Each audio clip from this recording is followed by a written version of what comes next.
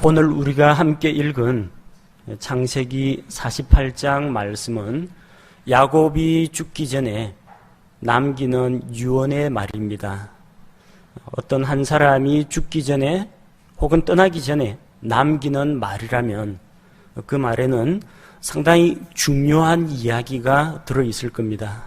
가벼운 이야기가 아니고 정말 진지하고 그 자손들이 꼭 명심해야 할 중요한 사실을 이야기한다고 믿을 수가 있습니다. 야곱은 오늘 본문 말씀을 통해서 하나님께서 자기를 인도하신 삶에 대해서 간증을 하고 또한 하나님께로부터 받은 언약, 조상들에게 약속하신 그 하나님께서 아브라함과 이삭에게 주신 약속을 자기에게 주신 것과 또 이스라엘 전체 민족에게 그 약속을 주신 사실을 상기시키고 있습니다. 또한 그리고 요셉의 두 아들에 대해서 축복하는 것으로 마무리 짓고 있습니다.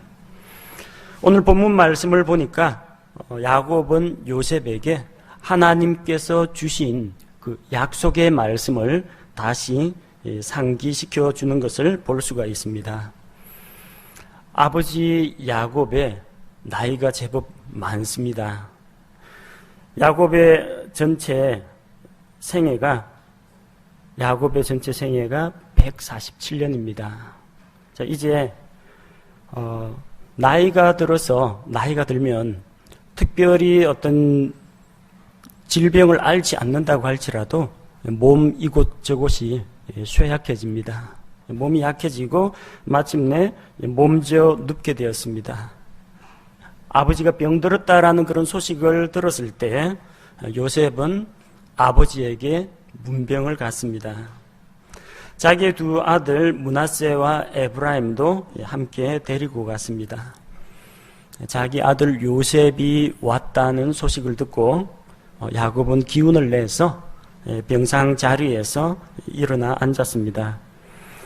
자, 1절, 2절 말씀을 보니까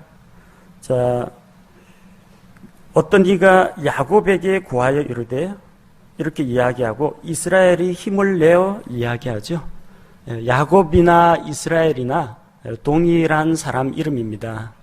아버지가 지어준 이름이 야곱이고 하나님께서 새로 부여하신 이름이 이스라엘입니다. 한 구절 내에서 야곱, 이스라엘 두 가지 이름이 같이 혼용되어 사용되는 것을 볼 수가 있습니다. 이제 점점 이스라엘이라는 이름으로 불리게 되고요. 또한 이 이스라엘의 자손들, 이들은 이스라엘 민족을 이루게 됩니다. 내가 너로 큰 민족을 이루게 하겠다 하신 아브라함에게 주셨던 그 약속이 이제 야곱을 통해서 그의 12아들을 통해서 이루어진다는 것을 보여줍니다. 우리가 잘 아는 이사야 43장 1절 말씀에서도 그러나 오 야곱아 너를 창조한 주가 이제 이같이 말하노라. 오 이스라엘아 너를 지은 이가 말하노라. 자, 야곱, 이스라엘 같은 대상을 지칭하고 있습니다. 야곱은 하나님께로부터 받은 복이 있습니다. 하나님께서 그에게 복을 주셨습니다. 3절 말씀에 보니까 전능자 하나님께서 가나안 땅 루스에서 내게 나타나 내게 복을 주셨다고 했습니다. 루스는 옛날 지명이고요. 새로 그곳의 이름을 베델이라고 불렀죠. 창세기 28장 13절에서 15절 형의 손을 피해가지고 밧단 아람으로 떠나는 야곱이 길을 가다가 날이 저물어서 이제 들에서 하룻밤을 새게 됩니다. 그래서 돌을 취하여 베개 삼아 누웠는데 하나님께서 땅에서부터 하늘에까지 닿은 사다리를 보여주십니다. 그리고 그에게 말씀하시고 약속을 주십니다. 야곱이 잠이 깨어 일어나서 주께서 과연 여기 계시거늘 내가 알지 못하였다. 이곳은 다른 곳이 아니라 내가 하나님을 만난 곳, 곧 하나님의 집이다. 그런 의미에서 그 루스라는 지명을 베델이라고 불렀습니다. 하나님께서 그가 밧단 아람으로 갈 때 루스에서 나타나서 그를 만나 주셨고요. 또 창세기 35장 9절에서 13절 밧단 아람 외삼촌 라반의 집에서부터 돌아왔을 때 또 다시 그에게 나타나서 복을 약속하셨습니다. 어떤 복을 약속하셨습니까? 4절 말씀에 나오죠. 내가 너를 다산하게 하고 번성하게 하여 너로부터 많은 백성을 만들고 또 내 뒤를 이을 내 씨에게 이 땅을 주어 영존하는 소유가 되게 하리라 하셨느니라. 자, 이게 하나님께서 주신 복입니다. 아브라함에게 주신 세 가지 약속이 있죠. 씨와 땅과 복에 대한 약속입니다. 내 씨를 하늘의 별과 같이 바다의 모래와 같이 많이 크게 번성하게 하겠다는 것과 이 팔레스틴 땅 가나안 땅을 영원토록 너와 내 씨에게 그 후손들에게 약속의 땅으로 주겠다고 하셨고 또 아브라함의 씨를 통해서 올 메시아를 통해서 내 씨를 통해서 땅의 모든 가족들이 복을 받게 될 것을 말씀하셨습니다. 그래서 그 가운데에서 여기에 두 가지 내용이 약속되어 있습니다. 다산하고 번성하여 큰 민족을 이루게 하신다. 야곱에게는 12명의 아들이 있습니다. 이들이 이스라엘 12지파를 구성하게 됩니다. 함께 이집트로 간 야곱의 식구들이 모두 70명, 70명이라고 했죠. 이 70명으로부터 하나님께서 민족을 일으키십니다. 이집트를 나올 때에는 장정만 20세 이상으로 전쟁에 나갈 수 있는 장정 숫자만 60만 명이 넘었습니다. 그들이 자녀들과 또 나이 드신 부모님을 복양하고 있다 그러면은 적어도 200만이 넘었을 겁니다. 큰 대군을 하나님께서 이루도록 큰 군대를 이루도록 만드셨습니다. 그들을 큰 민족으로 만드셨고 이집트의 풍부한 자원을 통해서 그들을 양육하셨고 마침내 그 큰 무리를 이끌어서 약속의 땅 가나안으로 들어가게 하셨습니다. 가나안 땅에 그대로 있었다면 이렇게까지 번성하지는 못했을 겁니다. 거기는 자원이 넉넉하지가 못하고 여러 이방 민족들이 섞여 살기 때문에 한 민족이 크게 성장할 수가 없습니다. 이제 이집트 땅에서 하나님께서 이스라엘 백성을 크게 번성하게 만드신 것입니다. 또한 그의 씨에게 가나안 땅을 영존하는 소유로 주신다고 약속을 재확인해 주셨습니다. 아브라함에게 주신 그 약속은 이삭에게 전달되고 야곱에게 전달되고 또한 이스라엘의 12아들에게도 그대로 전달이 됩니다. 이 약속은 변하지 않습니다. 하나님께서 이스라엘과 맺은 이 언약은 영원한 언약이라고 했습니다. 만약 하나님께서 해로 낮을 주관하게 하고 달로 밤을 주관하게 하신 그 낮과 밤의 언약을 폐할 수가 있다면 하나님께서도 이스라엘을 버리시고 그 맺은 언약을 파기하시지만 만약 그렇지 않다면 결코 그 언약은 깨어지지 않습니다. 오늘날 중동 지역에서 영토 분쟁이 계속 일어나고 있습니다. 거기에는 주변에 있는 아랍 민족과 이스라엘이 대치하고 있는 상황이고 팔레스틴 땅에 이스라엘이 돌아갔을 때 거기에는 이미 이방인들이 살고 있었습니다.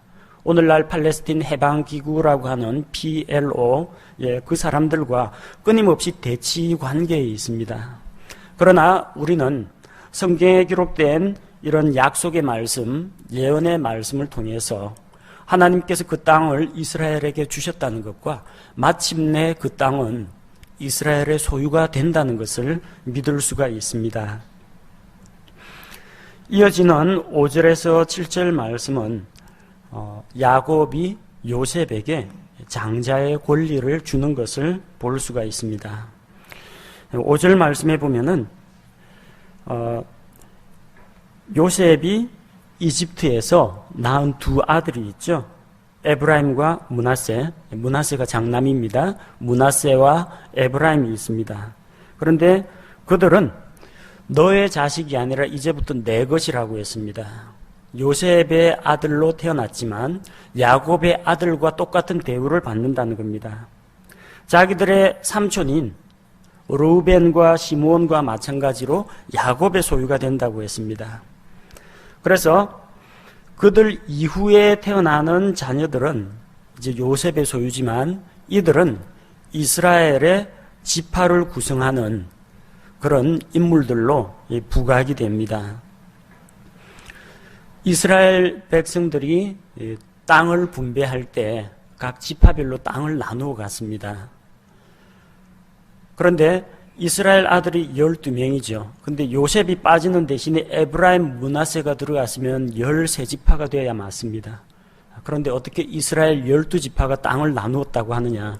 레위 지파는 땅에서 기업을 받질 않습니다. 그들은 하나님께 헌신하며 성전에서 예배드리고 말씀을 가르치고 백성들을 하나님께로 인도하는 그런 역할을 맡기 때문에 별도로 땅의 소유를 갖지 않습니다. 그들은 하나님의 소유가 됩니다. 또한 레위인들은 이스라엘 여러 지파 가운데 흩어져 살았습니다. 그래서 신명기 말씀을 보면 내 성중에 유하는 레위인을 저버리지 말라고 했습니다. 각 도시별로 두루 흩어져 살았습니다. 예루살렘에만 다 모여 산 거 아닙니다. 자, 그렇기 때문에 이 두 사람이 르우벤, 시므온 이들과 마찬가지로 한 몫씩 차지한다고 할지라도 이스라엘 지파의 땅은 12개로 나뉘게 됩니다. 요셉의 입장에서 보면은 아버지로부터 상속 재산의 몫을 다른 형들에 비해서 2몫을 받은 셈입니다. 자기 두 아들이 요셉 지파에게 2몫을 가져왔습니다. 이게 바로 그가 장자권을 받았다는 이야기입니다. 역대기상 5장 1절 말씀에는 그의 장자권이 이스라엘의 아들인 요셉의 아들들에게 주어졌더라. 장자권은 요셉 지파로 넘어갔습니다. 장자의 권리는 장자가 되면 어떤 혜택을 갖느냐? 여러 가지 특권과 혜택이 많습니다. 일단 그 가정에 영적인 리더십이 됩니다. 아버지가 돌아가시면 자기가 실질적으로 그 가정의 최고 우두머리가 됩니다. 모든 의사결정이 가부장제, 장남, 아버지에 의해서 결정이 됩니다. 그리고 다른 가족들은, 다른 형제들은 그 결정을 존중하고 따라줘야 합니다. 또 재산을 상속받을 때에는 다른 형제보다도 한 몫을 더 받도록 되어 있습니다. 만약에 5 형제가 있다. 5 형제가 유산을 상속받아야 한다. 그 경우에는 어떻게 하느냐 하면 아버지의 재산을 전부 6등분을 합니다. 5등분 하지 않습니다. 6등분을 한 다음에 장남에게 2몫을 줍니다. 장남에게 2몫을 주고 나머지 4명의 아들은 각각 한 몫씩을 받습니다. 자, 이런 식으로 2몫을 주도록 되어 있습니다. 이 내용은 자세한 사항은 신명기 21장에 기록되어 있습니다. 신명기 21장 17절에서 자기의 모든 소유에서 2몫을 줌으로써 그를 맏아들로 인정할지니 2배의 상속 재산을 받을 수가 있습니다. 요셉이 므낫세와 에브라임을 통해서 약속의 땅 가운데 2몫을 받았다는 것은 그가 장자권을 가졌다는 겁니다. 물론 장자권을 받았다는 것이 반드시 메시아가 오는 축복의 통로가 된다는 이야기는 아닙니다. 장자권은 요셉 지파에게 상속권이 넘어갔고요. 메시아는 유다 지파를 통해서 오게 됩니다. 그리고 요셉에게 야곱이 어머니 라헬에 대해서 이야기를 들려줍니다. 야곱이 라헬을 에브랏길, 베들레헴 근처 베들레헴 가는 길에 묻은 일에 대해서 설명을 합니다. 그때 라헬이 12번째 아들 베냐민을 잉태한 상태였습니다. 노중에 길 가다가 산고가 와서, 산통이 와서 길에서 아이를 낳았는데 난산으로 인해서 라헬은 죽고 베냐민이 태어나죠. 그래서 어머니 저도 한번 못 물려보고 태어난 가엾은 아들이다. 그래서 슬픔의 아들 베논이라고 불렀습니다. 하지만 야곱은 그 이름을 바꾸어서 오른손의 아들, 권능의 아들을 의미하는 베냐민이라고 불러주었습니다. 요셉과 베냐민의 어머니가 라헬이기 때문에 어머니의 묘가 베들레헴 가는 에브랏 길에 있다라는 것을 다시 상기시켜 줍니다. 이제 아버지의 건강이 악화되어서 이제 얼마 오래 살지 못하는 것을 요셉도 또 야곱 본인도 잘 알고 있습니다. 그래서 요셉이 자기 아들들을 아버지 앞으로 데려오고 이스라엘이 죽기 전에 요셉의 아들들을 축복합니다. 9절 말씀해 보니까 요셉이 자기 아들을 아버지 앞에서 소개할 때 그들은 하나님께서 이곳에서 내게 주신 내 아들들입니다. 이렇게 하나님께서 주신 선물이라는 것을 고백합니다. 이 아이가 도대체 누구냐? 예, 제 아들입니다. 이렇게 이야기할 수도 있고요. 제 아내가 낳아준 아들입니다. 이렇게 이야기할 수도 있습니다. 그러나 요셉의 입장은 하나님께서 내게 주신 아들들, 그렇게 이야기합니다. 여러분 가정에 자녀가 있다면 하나님의 선물입니다. 이 자녀는 내 것이 아닙니다. 하나님께서 선물로 은혜로 주신 것입니다. 내 소유라고 생각할 때는 힘들 때가 많을 겁니다. 갑갑할 겁니다. 잘 되면 좋은데 내 뜻대로 안 되면은 화가 날 때도 있고요. 내가 원하는 길로 가지 않고 자기가 원하는 길로 갈 때는 서운하기도 하고 속상하기도 하고 어떤 때는 배신감을 느낄 때도 있습니다. 자식에 대해서 소유권을 주장하면은 이렇게 됩니다. 그러나 그 자녀가 하나님의 소유다. 하나님께서 주신 것이다. 그렇게 하나님 앞에서 자녀들을 내려놓고 온전히 하나님께 드릴 때 마음의 자유함을 누릴 수가 있습니다. 오로지 이 아이의 잘 되고 못 되고 죽고 사는 것은 하나님께 달려 있습니다. 그런 마음으로 자녀를 대해야 됩니다. 시편 기자는 젊은 자의 자식들은 이 용사의 전통에 꽂혀 있는 화살과 같다고 했습니다. 그래서 이 전통에 화살이 가득하면 성문에서 원수들과 맞닥뜨리더라도 결코 두려워하지 않는다고 했습니다. 자식들이 많으면 이 세력을 과시해가지고 원수들하고 맞서 싸울 수 있다. 1차적으로 그런 의미도 있지만 화살이라고 했습니다. 화살이 왜 있습니까? 전통의 이거 화살통에 보관하라고 화살을 만드는 거 아닙니다. 날려보내라고 있는 겁니다. 언젠가는 날려보내야 됩니다. 자녀들 여러분 품을 떠나게 될 겁니다. 결혼하게 될 테고요. 직장을 찾아서 여러 가지 이유로 떠나게 될 겁니다. 때로는 그렇게 자녀를 놓아 보내야 할 때도 있다는 것을 기억하십시오. 부모가 해줄 수 있는 것은 뭡니까? 부모가 해줄 수 있는 것은 그 화살이 잘 날아갈 수 있도록 최대한 활 시위를 튼튼하게 만들어서 당겨서 쏘아 보낼 수 있는 거기까지만 하면 됩니다. 어디로 쏠까요? 방향은 하나님께서 잡아주십니다. 날아가서 목표물에 정확히 도착하는 것은 그 화살 각 개개인의 몫입니다. 그래서 마음을 비우고 내려놓으시면 됩니다. 자식뿐만 아닙니다. 하나님께서 선물로 주신 것, 하나님께서 맡기신 것은 그것이 재물일 수도 있고 사람일 수도 있습니다. 자기에게 주어진 환경일 수도 있습니다. 내려놓으시면 마음이 편안합니다. 요셉은 자기 아들을 자기 아들들이라고 말하지 않고 하나님께서 내게 주신 아들들이라고 표현합니다.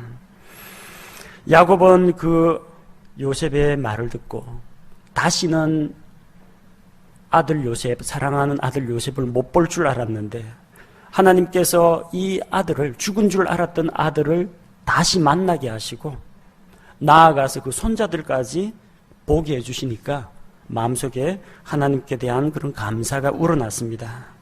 그래서 그들에게 축복하고자 합니다. 아버지의 뜻을 알고 요셉은 므낫세와 에브라임 두 아들을 아버지께로 데리고 나아갑니다. 그래서 맏아들 문하세가 장남이니까 축복을 받도록 아버지의 오른손을 향할 수 있도록 자기 왼손을 가지고 문하세를 데리고 나아가고요. 그리고 또 에브라임은 아버지의 왼손을 향할 수 있도록 자기 오른손으로 아버지를 마주보고 그렇게 나아갑니다. 그런데 놀라운 것은 야곱이 손을 어긋맞겨 가지고 왼쪽으로 들어오고 있는 에브라임 쪽에 오른손을 얹고 자기 오른손을 향해서 나아가고 있는 문하세에게 왼손을 얹고 어긋맞겨서 이렇게 축복하는 그런 일이 일어납니다. 그래서 이 요셉은 아버지에게 이게 어찌된 일입니까, 아버지? 장남은 이쪽입니다. 그렇게 이야기를 합니다. 그렇게 축복을 하지만 아버지 야곱의 뜻은 무엇이었습니까?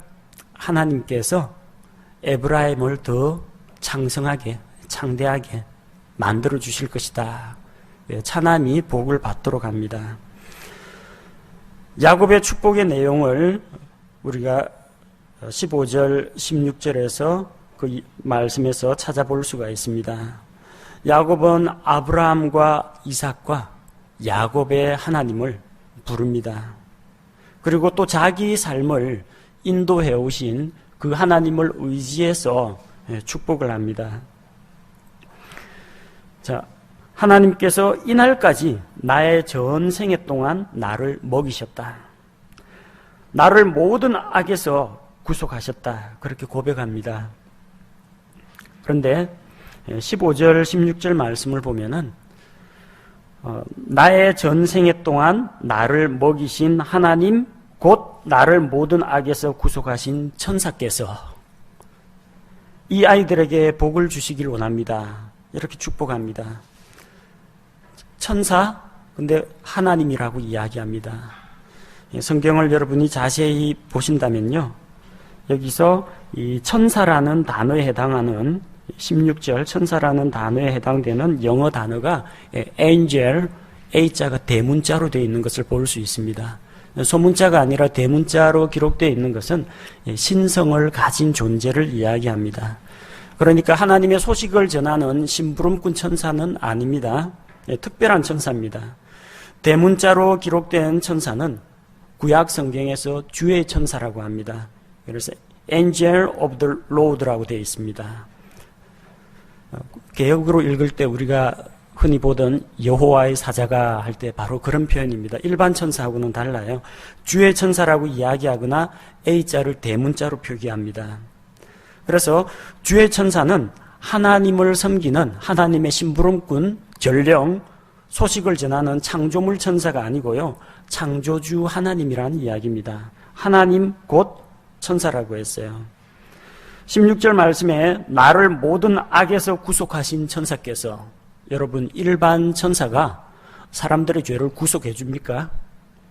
일반 천사는 사람들을 죄에서 구원하지 못합니다. 누가 할 수 있습니까? 오직 예수 그리스도께서만 하실 수가 있습니다. 하나님인 동시에 사람이신, 아무 죄도 없으신 동시에 우리 대신 피 흘려 죽으실 수 있는 예수 그리스도만이 우리를 죄에서 구속하실 수가 있습니다. 따라서 여기서 나를 모든 악에서 구속하신 천사라는 것은 바로 삼위일체 중 제 두 번째 위격에 계신 성자 하나님 예수 그리스도를 말합니다.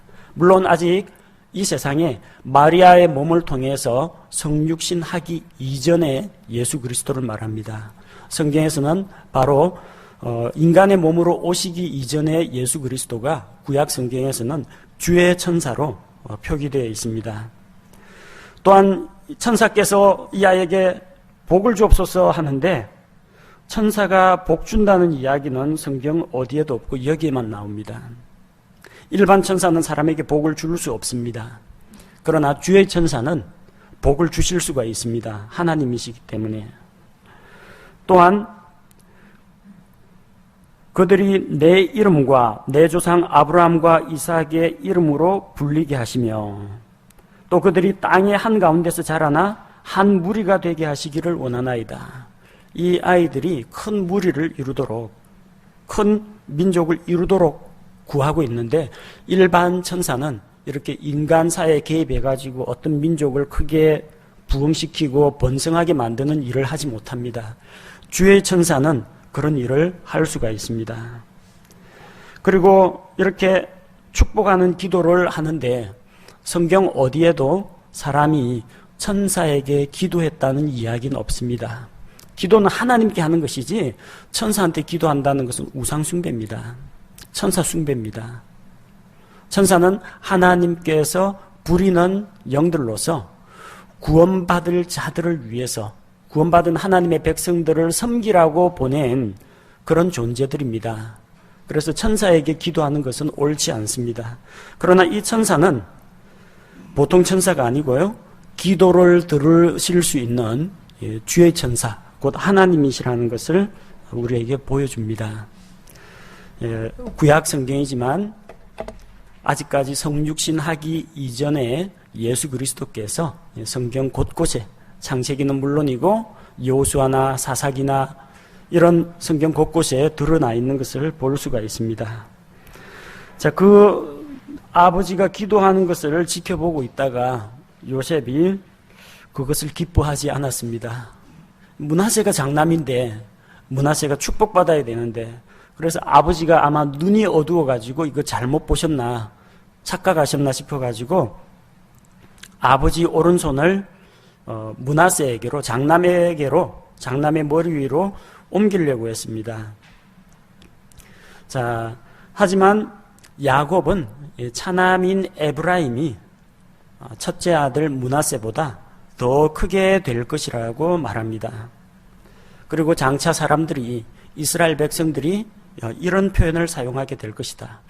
하나님께서 너를 에브라임 같고 므낫세 같게 하시리라, 이런 말을 축복의 인사로 사용하는 것처럼 에브라임을 사람들이 앞세우게 될 것이라, 그렇게 이야기했습니다. 이 축복의 기도는 또한 그대로 이루어집니다.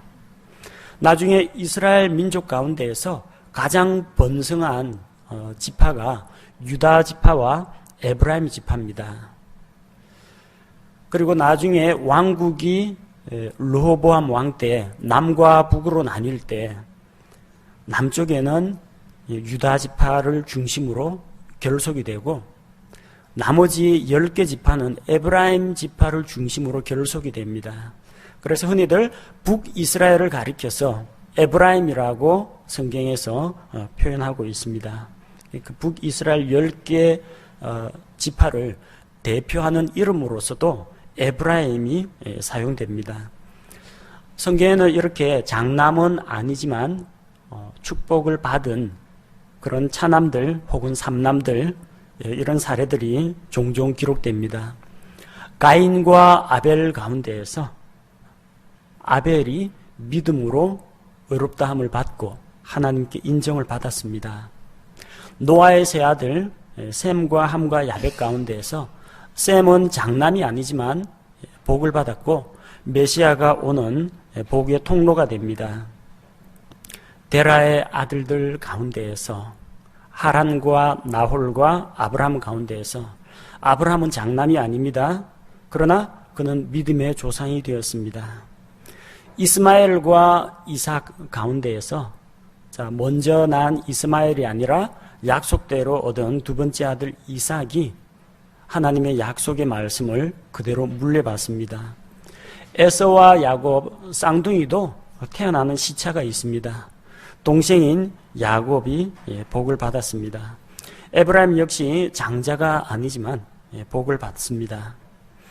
자, 그렇게 축복 기도를 마치고 또한 미래에 일어날 일들, 하나님께서 이스라엘 민족을 이집트에서 번성케 하신 다음에 약속의 땅으로 데려가 가실 것을 이야기합니다. 21절에서 비록 야곱 본인은 이집트에서 자기의 일생을 마치고 죽게 되지만 언젠가 하나님께서 너희를 찾아오실 것이다. 그리고 조상들의 땅으로 데려가실 것이다. 그걸 이야기합니다. 무엇 때문입니까? 요셉이 지금 한창 잘 나가는 시기입니다. 파라오 다음 가는 이집트의 총독입니다. 치리자입니다. 그리고 많은 백성들로부터 존경을 받고 있고 그의 힘과 권세가 미치지 않는 곳이 없습니다. 그러나 요셉은 언젠가는 죽게 됩니다. 사람의 마음이라는 것은 변하기 쉽습니다. 한때는 도움을 받아가지고 요셉을 존경하고 좋아하던 이집트 백성들이 언젠가는 또 마음을 돌이켜서 요셉을 등지는 그런 경우도 올 것입니다. 이방민족 함 족속 가운데에서 지금 이스라엘 민족이 살고 있는데 그들로부터 어떠한 핍박과 고난이 있을 수도 있습니다. 또 이 이집트라는 타락한 문화, 마귀의 영향력이 미치는 이런 죄악된 나라에서 계속 그들이 머물러 있을 수는 없습니다. 언젠가는 하나님께서 그들을 이끌어내실 것을 야곱이 이야기하고 있습니다. 본 내용은 창세기 말씀에 이미 아브라함을 통해서 하나님께서 이미 약속을 주셨습니다. 내 백성이 이방인들 가운데에서 이방인의 땅에 유하면서 압제를 당할 것이다. 그리고 4대 만에 다시 이 땅으로 돌아올 것이다. 그러나 지금은 아직은 가나안 땅에 있는 아모리 족속들의 죄악이 관영하지 않았기 때문에 그들의 불법과 죄가 가득 찰 때 이스라엘 민족을 이집트에서 불러내어서 가나안 족속을 심판하고 징계하시겠다고 하나님께서 말씀하셨는데 야곱은 그 약속의 말씀을 이야기하고 있는 겁니다. 자, 그리고 22절에 특별히 요셉, 자기가 총애하는 아들 요셉에게 특별히 땅을 더 주겠다는 이야기를 합니다. 내 형제들보다 한 몫을 더 떼어주겠다는 겁니다. 그것은 자기가 칼과 활로 아모리 족속의 손에서 빼앗은 것이라고 했습니다. 자, 그러니까 요셉 족속이 누릴 땅이 이제 여럿이 있습니다. 민족들, 이스라엘 민족 가운데에서 지파간 제비 뽑기에서 얻는 그 땅이 있고요. 그 다음에 야곱이 돈 주고 산 땅이 있습니다. 세겜 성에 머물면서 그 앞에 장막을 치고 은 100개를 주고 가축들을 위해서 땅을 샀죠. 그 땅도 줍니다. 그리고 자기 칼과 활로, 성경에는 야곱이 전쟁을 해서 아모리 족속하고 싸운 이야기는 안 나옵니다만 칼과 활로 빼앗은 땅이 있다고 합니다. 그걸 준다고 약속을 했고요. 또 창세기 34장에서 디나의 사건으로 인해서 시몬과 레위가 그 히위 족속 세겜 사람들을 죽이고 탈취한 그 재산과 그 땅이 있습니다. 그걸 주겠다는 겁니다. 그리고 그 유언은 그대로 집행이 되었습니다. 신약 시대에 예수님께서 사마리아 우물가에서 한 사마리아 여자를 만나죠. 요한복음 4장에. 요한복음 4장 5절 6절에 보니까 그때 수가라 하는 사마리아의 도시에 이르셨는데 이곳은 야곱이 자기 아들 요셉에게 준 땅의 구역에 가깝더라. 이제 거기에 야곱의 우물이 있더라. 사마리아에 있는 세겜 그 일대 땅이 야곱의 소유였는데 요셉에게 더하여 주었다는 이야기입니다. 자, 이렇게 죽기 전에 야곱은 아들을 불러다가 장자의 그런 축복도 주고 또한 하나님께서 주신 약속의 말씀도 다시 한번 상기시켜 줍니다.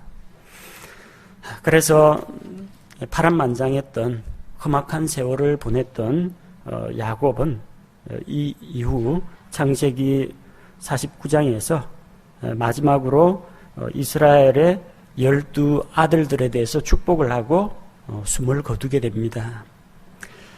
오늘 우리가 읽은 창세기 48장 말씀 가운데서 몇 가지만 다시 생각해 보고자 합니다.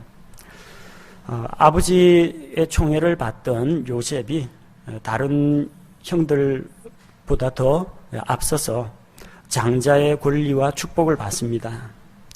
요셉은 오래전 꿈꾼 대로 높은 자리에 올랐습니다. 아버지의 사랑도 다시 회복했습니다. 아버지로부터 두 몫을 받았습니다. 그의 두 아들 에브라임과 므낫세가 당당히 자기 삼촌들과 어깨를 나란히 하며 이스라엘의 12지파 가운데 한 몫씩을 차지하며 편입되었습니다. 그러나 장자의 축복은 요셉이 받았지만 메시아는 유다 지파를 통해서 오시게 됩니다. 또 우리가 이 에브라임과 므낫세의 관계에서 보듯이 맏아들보다 차남이 더 복을 받는 그런 경우도 있는 것을 성경을 통해서 볼 수 있습니다. 므낫세와 에브라임 중 므낫세가 장남이지만 에브라임이 더 크고 강하게 될 것을 하나님께서 야곱을 통해서 말씀하셨습니다. 이렇게 아버지로부터 혹은 할아버지로부터 일방적으로 축복을 받은 아들도 있고요. 므낫세, 에브라임이 서로 복받겠다고 다툰 거 아닙니다. 일방적으로 축복 기도를 받은 경우도 있고 야곱처럼 축복을 사모한 그런 아들도 있습니다. 이삭은 에서에게 축복하려고 했는데 야곱이 축복을 간절히 사모해서 부정한 방법으로 그것을 받아 가로챈 적도 있습니다. 어쩌면 날 때부터 모든 것을 갖고 태어난 그런 맏아들보다도 둘째 아들이 더 복과 은혜를 사모하는 마음이 클 수 있다고 봅니다. 첫 아이가 태어나면은 모든 관심과 또 모든 자원을 다 거기에 투자합니다. 먹는 것, 입는 것, 교육시키는 것. 상대적으로 둘째가 조금 소홀해지는 경향이 있습니다. 그러다 보니까 이 둘째는 눈치가 빠르고요. 어떻게 해서든지 아버지 어머니의 관심과 사랑을 차지하기 위해서 더 많은 노력을 하고 또 애살이 많다고 그렇죠. 그렇게 집착하는 그런 경향이 있습니다. 야곱이 그런 경우라고 볼 수가 있죠. 그리고 여기서 우리가 배울 수 있는 또 다른 교훈은, 이것은 영적인 해석입니다. 문자적인 해석이 아니고 영적으로 이렇게 우리가 풀이할 수 있다는 것을 말씀드립니다. 첫째 출생과 둘째 출생이 있습니다. 첫째 출생은 어머니의 태에서 육신으로 태어납니다. 둘째 출생은 예수 그리스도를 믿고 구주로 고백함으로 말미암아 성령님을 통해서 하나님의 자녀로 태어납니다. 첫째 출생도 복됩니다. 복이 됩니다. 세상에 태어났다는 거, 생명을 가지고 태어났다는 거, 축복받을 일입니다. 그러나 그것보다 더 큰 복은 둘째 출생이 더 복됩니다. 이 땅에서의 복뿐만이 아닙니다. 생명을 얻습니다. 구원을 얻습니다. 하늘나라가 약속되어 있습니다.